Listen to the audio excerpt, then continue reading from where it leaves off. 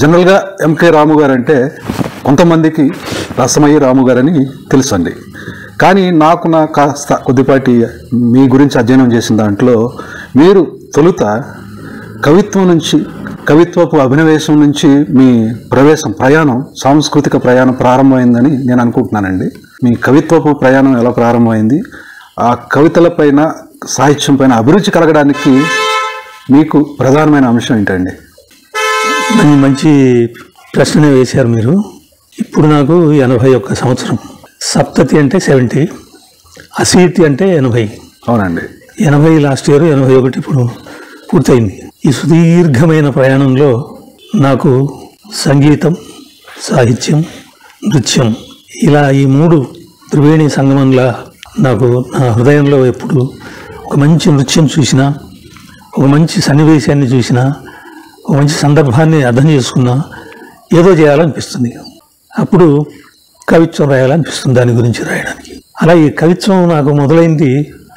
ముందు కవిత్వం లేదు, నాకు గానం.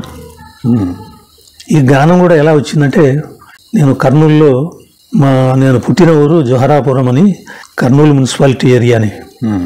అందులో మా ఇంటి ఎదురుగ్గా ఒక సాధువు రోజు 10-20 మంది చేరి భజనలు చేసేవారు. అంటే భక్తి గీతాలు ఆలపించేవాళ్ళు. అది వినడం వల్ల నాకు వాళ్ళు పాడే పాటలన్నీ నాకు వచ్చేవి. అలా సంగీతంతో పరిచయం అప్పుడు ఏర్పడింది. బాల్యం నుంచే? అప్పటి నుంచే, బాల్యం నుంచే, సంగీతం చిన్నతనం నుంచే. మా కుటుంబంలో ఎవరికి సంగీతం కానీ సాహిత్యం కానీ ఇవేవి లేవు. కాబట్టి వారసత్వంగా నాకు రాలేదు.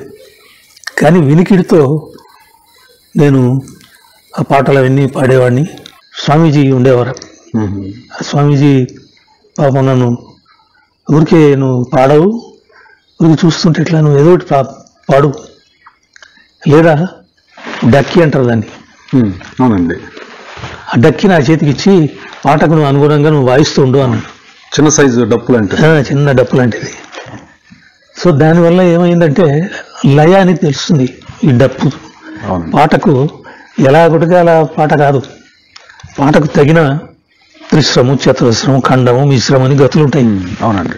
అందులో వాయించగలిగితే ఆ పాటకు సరిపోయిన లయ కుదురుతుంది. అది నాకు అలా